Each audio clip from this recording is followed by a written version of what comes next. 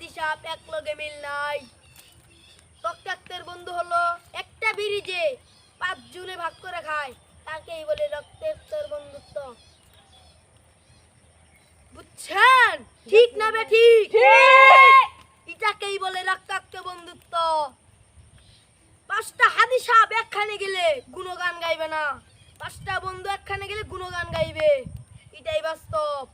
ঠিক না বে ঠিক?